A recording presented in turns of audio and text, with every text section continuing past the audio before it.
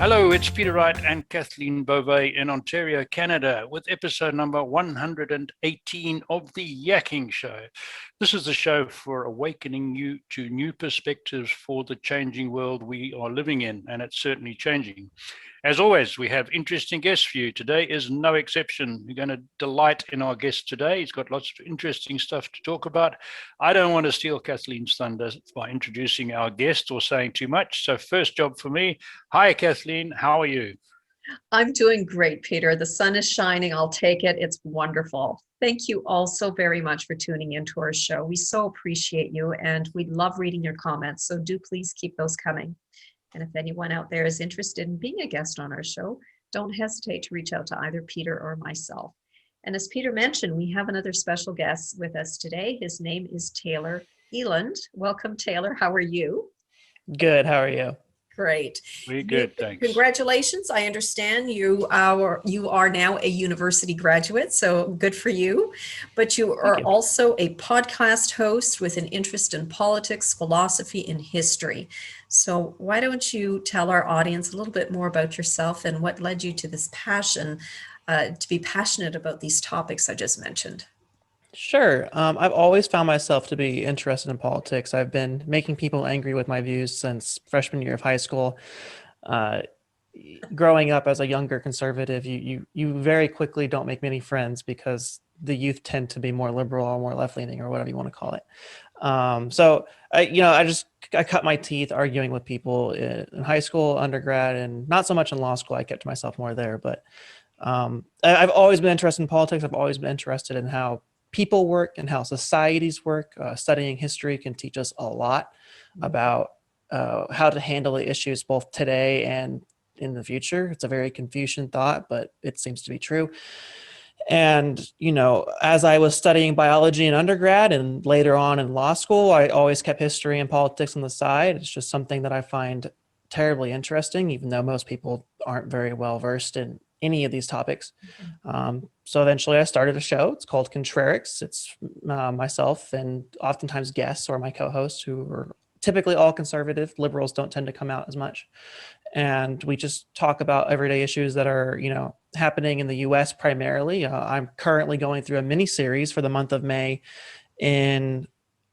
on China and the CCP and their history and what makes them the force they are, and what you can and can't actually do in the country. It's been a fascinating look that I think that even though it's my show, I'm going to plug it. I think people should actually listen to it, regardless of it being me. It's very telling in how they operate, and these are the type of topics that they're interesting. It's important to know what's going on in our world. Excellent. I agree. And I got to tell you, you're preaching to the converted in many ways here, talking about being a young conservative. I did traveled the same road as you, made myself very unpopular in my youth because I was on the right end of the political spectrum, and most of the people I came in contact were not, and we still seem to have that problem. I want to talk to you more just now about your thoughts on the virus, but seeing as you mentioned China, let's start with that. Sure. I noticed on your podcast you have several episodes on China. I haven't had a chance to listen to all of them yet. So the question that concerns me is, do you see China as a more serious threat to the global stability than Russia? Yes. I have to be careful here because my knowledge of modern Russia is not nearly as strong as my knowledge of the USSR. But the reality of the world as it currently stands is that the economy, as we saw with COVID, clearly is reliant on China. We couldn't get PPE in the early months of the pandemic because of China's grip on the world economy. China's history for thousands of years, it's been the superpower, for lack of a better term, until very recently, and it's trying to regain that status. Xi Jinping and the CCP they're not nice people. The people of China are fine. Their government is trash type of situation, and they're horrifically clamping down on freedom, and they're trying to expand their influence outside of their borders, and they're doing so by playing the long game. Russia is not doing the infrastructure projects that China is doing in places like Africa or Latin America or South America or even here. And the reality of it is that you can't, this notion that Russia is still the boogeyman of the world. The complicating factor is that Russia has nukes. But Putin has a lot on his plate right now, especially with the democracy protests going on in his country and the geopolitical affairs that are happening around him in Russia. China doesn't have these same issues. China has a very top-down authoritarian approach. The people aren't really able to revolt in the same way. And they're bringing much of the third world up with them, and with something the Western world is not doing. And they're making a lot more allies than we are.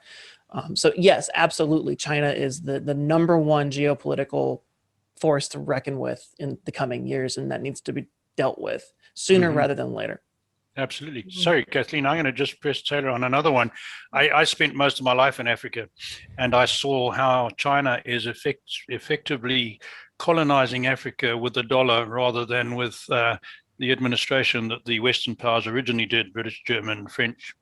I saw with my own eyes in Zambia how they would build a new highway to the airport and a new soccer stadium. Wouldn't ask for a cent up front, but they would say, "But we need to export to you our little plastic sandals at no cost, and we don't want there to be any import duty," which very quickly put the little mum and dad Zambian plastic sandal manufacturers out of business. There was a lot of animosity. In fact, one of the Chinese ambassadors, or not ambassador, employees was killed because of that when I was there. And they've done this throughout Africa. So they're smart. They're not arousing world opinion of being new colonialists, because they're doing it, as you say, playing the long game and doing it by controlling the economy. So that's a real fear in my mind. I'm monopolizing you on China. So let's get back to Kathleen. She wanted to ask you something else. Well, no, what are your thoughts on the whole handling of this virus? I think it depends on the jurisdiction. So my thoughts are complicated because I don't follow the typical conservative line here. I think what we saw was a massive failure of many different sectors of society. So, for example, in the early days, like when we thought it was a 3% death rate, no matter who you were, I very early on was kind of like, that doesn't make sense. Younger people are going to be able to take this just fine. I thought it would have been in the best interest for my generation to stand up and do all the work while, if we're going to do this 2 weeks, that turned into a year, but 2 weeks to stay home type of deal. I thought it would have been really beneficial and just generally good PR for my generation. We need it to kind of stand up and take the reins while everyone else is staying at home, because we could get sick and we would be less likely to die. And I think that would have been like the perfect scenario given the freedoms that the West enjoys, but it didn't happen. Looking at a lot of the literature and looking at the way the media has handled a lot of things, there's a breakdown in a couple different categories. So I studied biology in my undergrad. So reading, science-y stuff and scientific articles and stuff like that, scientists are really bad communicators. They have the incessant need to feel intelligent, to be the smartest person in the room. They speak very analytically. They speak very technically. There's no room for nuance. There's no room for error. And that means they have to use these big words that the general public just doesn't understand because they've never encountered them in their life. When they came out, when the virus started, they were coming out being super cautious. And this is what scientists do. Scientists don't have to worry about the economy. They don't have to worry about crime. They don't have to worry about politics. They don't have to worry about human trafficking. They don't have to worry about drug trafficking. They don't have to worry about their next paycheck because they live in their ivory tower doing science in a university, probably with a tenured position. So they were super cautious, and they said, well, we should maybe lock down for a couple of weeks. We'll beat this now. We'll slow we'll stop the spread. We'll slow the curve, or whatever the term was. And the media then takes this messaging, and the scientists are horrible communicators. And then you have the media, which they're horrible communicators too. And on top of that, they have half of, at least my country in the US, half of us don't even trust them. And they're talking about a topic that they don't know what they're talking about because they're not scientists. So you have the horrible communicators feeding information to the media, which isn't great at communicating itself. And of course, is more of a political vessel anymore. And they're spinning it and creating this new message. And again, because they think they've turned into the priesthood of scientists, they're not considering, again, the economy, the real life ramifications of everyday individuals. Now, that being said, some governments have done better than others in handling this. I live in California. California was pretty restrictive from the start. Actually, in the start of the pandemic, I was in Washington State, which was always 2 weeks behind California. Whatever Governor Newsom did, Governor Inslee would do just a little bit later. So it was still basically the same experience. And earlier on, they were restrictive and they were just being overtly cautious, and that's their right to do. But we've seen other governors throughout my country and other places throughout the world be less restrictive and more, I would say, scientific, because they looked at the data as it was. And they also realized, some people, there's more to life than a virus, and people have to make decisions for themselves, and they need to figure out what's important to them, not what's important to me that I'm going to force onto them. So the response, go ahead. No, I was just going to say, now that we're seeing so many global protests as we witnessed this past weekend, which really didn't get a whole lot of media coverage, but there have been thousands and thousands of people worldwide protesting these lockdowns. Is there perhaps a greater issue here than just the virus? Is it a much bigger issue in terms of the loss of our freedoms and our civil rights? I think you can trace most things back to an issue of culture. There's this sort of myth going around right now that, we've lost our appreciation for freedom and stuff like that. And I mean, although that may be true, it's sort of misdiagnosing the problem. Throughout history, people tend to follow authority. I mean, this is just one of the truth that is history. This is why Putin in Russia does have enormous support, even though we may look at him and go, it doesn't make sense to us. This is why even Xi Jinping has tons of support in China. And this is why the Shah has support in Iran. People tend to follow the authoritarian structures, whatever the authority structures, whatever they look like, that are over them. And right now, the authority structures is, institutions that have been around a while in the US. And number one of that is media. I think people have an issue educating themselves. I think people have an issue filtering out BS. I think people have an issue of dealing with conflict. I don't think people want to handle conflict. So I think if you want to trace it all back to a singular point of problems for culture, for the society at large, it's that we have a culture problem at the end of the day. And right now there's one side that has a stranglehold on the culture, and those of us who are aware of history know where this line of thinking coming from the left, for lack of a better term, right now, it doesn't end well. And we know this, so it's our duty to sort of push back on it, while also acknowledging our own limitations and where our side can go wrong. So I think it's a culture issue, not necessarily like a media issue or an authority issue even. But the media is part of the problem, wouldn't you say? The media is certainly part of the problem, but the originating factor of why the media is part of the problem is because people are ultimately the issue. For example, the media is only responding to market forces. If you're the producer at CNN and you're hiring a writer, and you have a liberal writer and you have a conservative writer, right? And the liberal writer's articles always get more clicks and therefore more money. And the conservative writer just doesn't get as much money. And then you're hiring for a new writer and you have a liberal candidate and a conservative candidate, and you're a company.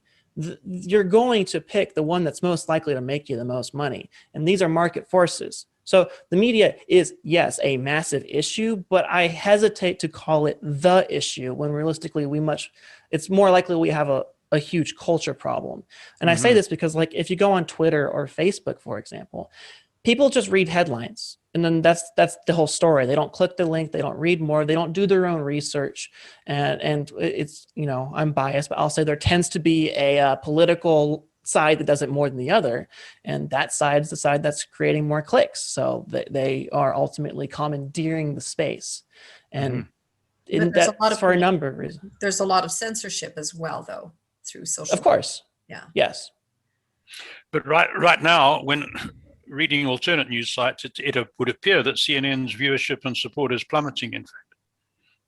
Yes, it is. And this is good in a lot of ways. Then conservatives, the right, whatever you want to call the everybody else, need to do a better job of returning to the battlefields that they have left. A huge reason why liberals have the stranglehold they have is because conservatives left the media. Conservatives left academia. They've even left the church in this country, which is astounding to me. Conservatives have made a massive error in assuming that the only battlefield that matters is the political one, because it's the only one they can occasionally win. And they really need to do a better job of creating culture, of educating our children, of doing all these different things. And we're seeing examples of this starting to come up now. There's an independent rapper named Tom McDonald who is making waves in the moderate and the right-leaning communities for his music. And he's a rapper, and it's like face tattoos, everything. And conservatives need to do a better job of, becoming allies with these types of people who share their values, even if they don't share every single value. Right. And as long as they continue to make movies, they need to make TVs, they need to make good movies and good TVs, because a lot of the conservative stuff before is not that great. They need to make good YouTube videos, which there are people doing that. And as long as they continue down this path, they need to return to academia. They need to become professors. They need to start their own universities. But they need to do so in a tolerant way. And as long as conservatives do that, the battle will get better. But we have to see it before I'm going to say it's going to happen. Right. I've read a book a couple of times from a guy have been following on in the internet for about 12 years. His name's Roy Williams. He's a really clever advertising guy from Texas and runs a private, he calls it the Marketing University. And his book is called The Pendulum Theory. And he's traced history back to Roman times. And he reckons that we go from peak to peak. Every 80 years, society swings from a me generation to a we generation. And he's projecting, and as I wrote the book in 2012, that 2023 will be the peak of the we generation, and it will all start coming back again. And if I look at his examples, I can see some merit in that. What's your thoughts on that? Do you think we go in these swings of society, drastic swings over a long period? History certainly has its rhythm and cadence. I think it depends on the culture. For example, like the Russians go through swings, but no part of their swing involves freedom. They went from czars to Lenin to Stalin, back to more lenient dictators, back down to democracy with Putin, who's been bouncing back and forth to appease the West for 20 years now. Yeah. And history has a cadence. The U.S. cadence, I think, I can sort of fall in line with that. Like it passes the sniff test, because if you look back, let's see, 80 years ago, I might have an issue with the number. 80 years ago would have been the 40s. And I don't think we were much of, maybe we were I can go either way with it. But what I see now is more of an FDR, 1920s, New Deal type of politic going on than I do, the 40s. But yes, history has its cadence. And I do think we're in a what I would call a low. The problem with these cadences is that they're not like cyclical in that they always happen with the same rhythm. I mean, the culture has to continue the track of history down whatever path it wants to go down. And as long as, the right side of history, whatever that looks like, does their due diligence, they will become the right side of history. So I agree with that statement. There's certainly something going on, and it's certainly been seen before. Yes. Kathleen, back to you. I think you had another question that you wanted to ask. I've got a burning one which Kathleen doesn't like, but I'm going to ask it anyway. All right. I'm a relatively new Canadian. I've only been here 17 years, having spent all my life in Africa, and having been one of a few in the world that did resist authority. And our country, like your country, unilaterally declared independence from Britain back in 1965, in our case. So we knew what it was like to be a very small part against the world. However, that's background. But coming to Canada, and I love Canada, don't get me wrong, it's really great, and I love Canadians, but I'm somewhat mystified that so many Canadians seem to feel morally superior compared to their American neighbors, and I'm not sure of the real reason for that. Have you got any ideas on that? Well, I'm going to answer that, but I want to kind of lay down some background. Canada is the second largest country by landmass. Might be the first. I think second. I think first was Russia. Russia, Yeah. And it has the population smaller than the state of California. Yeah. Canada has a large GDP per capita, but it's still a small country economically. However, Canada benefits, and I say this as an American, so you can scrutinize my bias, but they benefit from their relative proximity economically, militarily, and politically, socially, all this to America. They're America light. Canadians benefit from our culture. They benefit from our military. They don't have to go to war. The wars that we're going to fight. If we go to war or they go to war, we're going to come and defend them. We have the bigger military. We have the firing power. It's very easy for people who don't have to do as much. And I say this, and I don't say this to be condescending, but when you don't have to do as much, it's easier to point. In my conversations with Canadians, it's been explained to me like this, and it's been explained to me like this more than once. Americans have, by and large, have a fixation on freedom, and the foundation of our culture is ultimately freedom. Bill of Rights, Constitution, Declaration of Independence. We learn these things since we're like 4. It's a huge part of who we are. Canadians look at the world and they would rather have order. That isn't to say that freedom isn't important. It is to Canadians, but it's not as important as order. Order is more important, and they tend to be nicer. They tend to be more considerate of their neighbors and stuff like this. And when you're a Canadian and you look at your government and you have socialized healthcare and you have amazing nature and you aren't fighting as much with your fellow countrymen and women, and you look down to the South and you see us backwoods rednecks Americans with our McDonald's and shotguns and pistols and AR-15s and school shootings and bad healthcare, which is not really true, but whatever.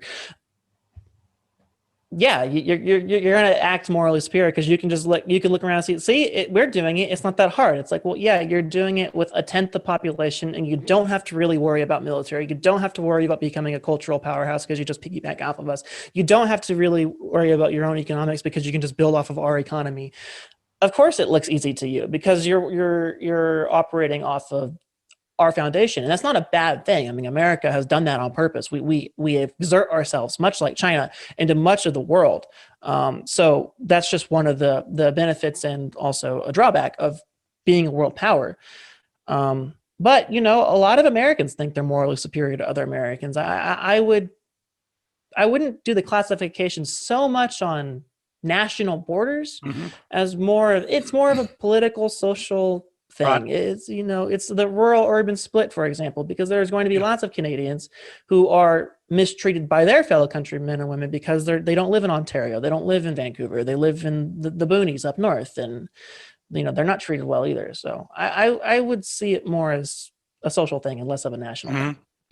No, interesting. And you're absolutely right about the urban rural split. We see that very much. I live in a farm outside a very small city, and attitudes on a lot of stuff, especially on the virus and the lockdowns, are completely different to where I live to the large cities, and voting and everything. And it's all quite different. Yeah, interesting. Tell us about your podcast. You started your podcasts and you're up 40, 50 episodes already, I think. Some you fly solo, some you have guests. So tell our guests a little bit more about your podcast. Sure. The podcast is Contrarix. What the end goal is, what the mission statement is to examine the big tent of American conservatism. Right now, the American right has a branding issue for a number of reasons. Normally, in a perfect world, it's myself and a co-host. His name is Kyle. He's an elected official down in San Diego County. And he represents the more traditional Republican line of thinking. And then there's me, and I tend to be more moderate, libertarian streak, still a conservative, but, we're bickering over the semantics at this point.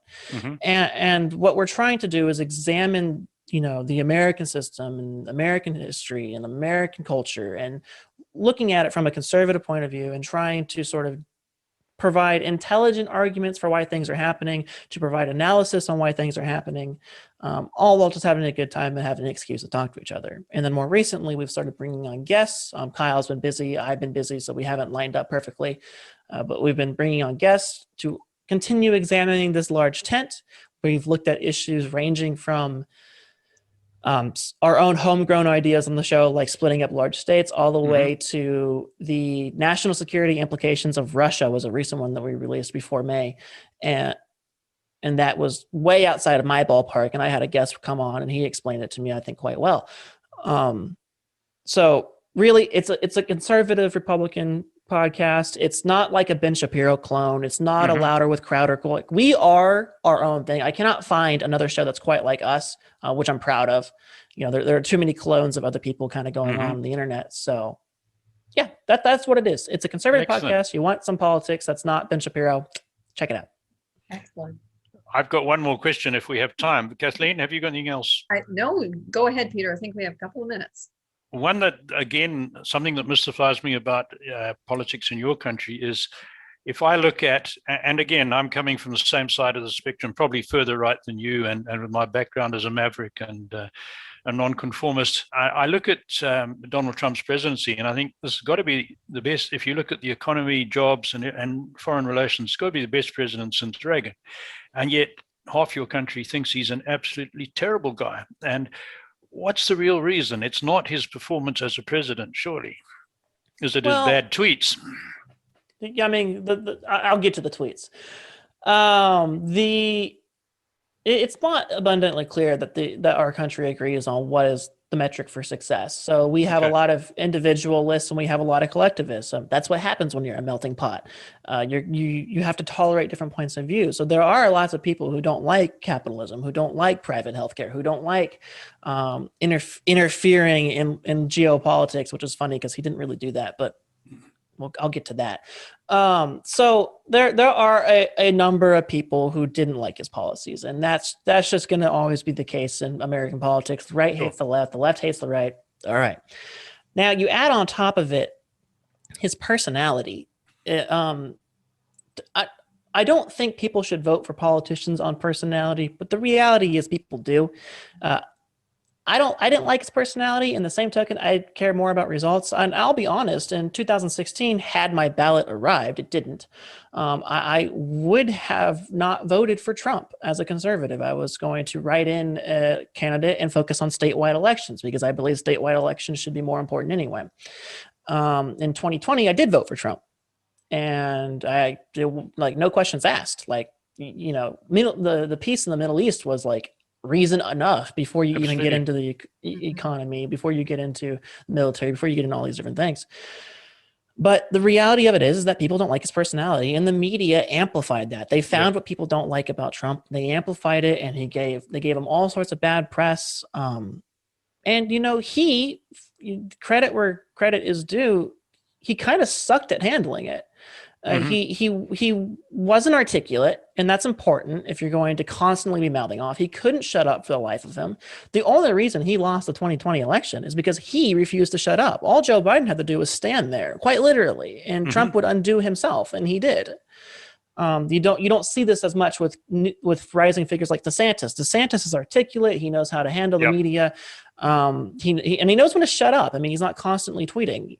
So I think a lot of it was his character. And I think for a lot of people, I mean, I can ask a simple question and I'll typically get the same response, although some people may say the money is more important. If you have a daughter, ask yourself the simple question: would you want her dating Trump? With his history with women, with his history with business, with his history of being shady, with his history of being a narcissist. I mean, there are all these things which if I have a daughter, I would let her anywhere near Trump. And some people voted on that. And I think Is it the best way to vote? No, but can I understand it? Sort of. Was it over amplified by the media? Absolutely. But there was a kernel of truth there. So I hesitate to dismiss it, if that makes sense. Sure. No, good answer. Thank you for that explanation. That's a good one. Good. So is DeSantis in line, you think, to be the next president? From rumblings that I've heard, Trump is running again. I have my issue with that. 2016 Trump would look at 2024 Trump and go loser, and that would be the end of it. He famously said on the 2016 stage, I forget to which candidate, but they had previously lost a race, and he was like, "Why would we elect you? You're already a loser." And it's just kind of like that. I think that statement's going to come back to haunt him in 2024. So I imagine if Trump runs, and what I've heard is that if Trump runs in 2024, DeSantis is not running. DeSantis is not my pick personally. I mean, I'll support him over Kamala Harris, Joe Biden, if that's what it is. But I would prefer a Nikki Haley type of personality who's extremely tactful, understands foreign policy, understands domestic policy, and also, is being graceful in front of the cameras here in the States, was an absolute attack dog in the UN. And I think that's something that we need more than somebody who just messes with the media. Yeah. Yeah. Good. So we're getting to the end of our time. Yes, we certainly are. So if somebody wanted to contact you, Taylor, how do they do that? The easiest ways to do it, you can go to either Contrarix.com. There's a little form there if you really want to get my email inbox. You can find us on Instagram at Contrarix. I'm on Facebook and others as well, but Instagram is the one I use the most right now. And of course, you can also actually look me up on Clubhouse if you want to speak to me directly. My handle is at Taylor. I think it's Taylor R. Ealand, but I will confirm those details with the host. Yeah, let us know. They can put it. Yeah. And, those are the easiest ways to get in touch with me. Great. We will put those all on. Absolutely. Okay. Yeah, we're out of time, but we'll. Okay, thanks. Back to you, Kathleen. Oh, all right. Thank you so much, Taylor. And thank you all so much for tuning in. Once again, we love reading your comments, so please keep those coming. And again, if anyone out there is interested in being a guest on our show, please don't hesitate to reach out to Peter or myself. And until next time, take care. Bye-bye. Bye.